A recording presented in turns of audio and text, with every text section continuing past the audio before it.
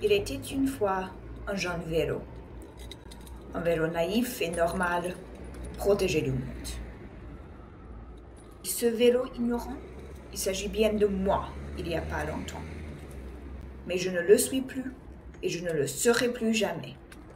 Car depuis 3 mois, je vis une vie extraordinaire. Laissez-moi vous raconter. Le tout a commencé quand j'ai rencontré Sarah, un après-midi fétidique début septembre.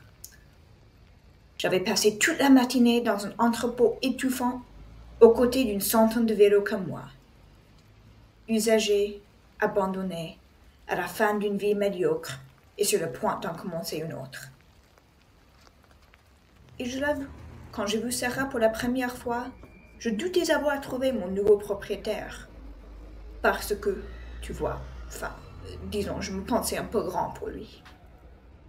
Mais Sarah m'a pris et m'a acheté, et dès que Sarah m'a monté pour la première fois, une amitié incroyable est née. Ces derniers mois, mes journées ont été pleines d'aventures et elles se ressemblent très peu les unes aux autres. Mais quel que soit le programme de la journée, il en reste une constante. Sarah et moi allons presque chaque jour à l'université. Parfois, on fait le trajet très tôt le matin et parfois après qu'il fasse tard le soir. Mais elle est toujours sympa. Il suffit de dire que je connais la route par cœur. Bien qu'il ne prenne plus que 6 minutes, on croise toujours plein d'autres vélos et leurs cyclistes, plusieurs boulangeries et même plusieurs excellents cafés. J'aime bien être sur le campus universitaire aussi. Des fois, Sarah me laisse qu'une heure ou deux pour aller en cours ou rencontrer d'autres linguistes. Et des fois, j'y reste toute la journée pendant que Sarah bosse à la bibliothèque ou assiste à un colloque. Il serait faux de prétendre que c'est toujours agréable. Quand il fait froid ou noir, quand la pluie est battante, j'attends Sarah avec impatience.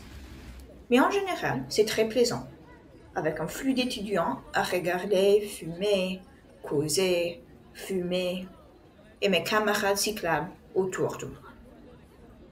Mais bien évidemment, ma quotidienne consiste en beaucoup plus qu'un trajet à l'université. Sarah et moi allons tout autour de Strasbourg, au café, à la BNU, pour les conférences et pour faire les courses. Je crois bien que Sarah me choisirait sur n'importe quel autre mode de transport, et j'en suis très fière. C'est toujours un plaisir de passer par les bosquets, les ponts, les pistes cyclables et les ruelles de Strasbourg, et je suis toujours dans la compagnie d'autres vélos, n'importe où Sarah me gare. La seule chose que je n'aime pas, c'est quand on va au centre-ville. Là, les pavés et les hordes peuvent rendre le trajet presque impossible. Et c'est vrai, de temps en temps, il ne fait pas du tout beau. Mais en règle générale, il n'y a rien de mieux qu'une bonne balade dans la rue de Strasbourg. Et je suis actuellement très à l'aise sur les routes de la ville. Sarah et moi avons aussi eu plein de petites aventures dans les forêts et les petits villages qui entourent Strasbourg. Franchement, je plains tous les pauvres vélos strasbourgeois qui n'ont jamais eu l'occasion de voir la si belle campagne si près de chez nous. Mais la meilleure journée de ma vie, c'est quand nous avons pris un train. Après une demi-heure, Sarah m'a dit qu'on était arrivé à la ville de Saverne, à 45 km au nord-ouest de Strasbourg. Quelle était belle la ville!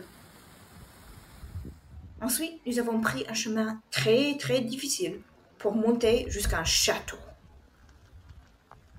La montée n'était pas la meilleure heure de ma vie, et en fait, peut-être la pire. Mais la vue d'en haut valait la peine. Que je suis chanceux, un des rares vélos qui a vu le sommet du château de Haut-Bar. Et que la vie était belle ce jour-là. Non, je ne suis plus un vélo naïf, ni normal, ni protégé du monde. Je suis un vélo qui a voyagé, qui a vu, qui s'est aimé et qui connaît l'amour.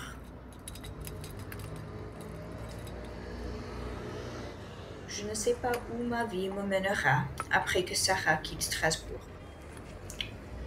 Mais je garderai ces souvenirs pour le reste de ma vie.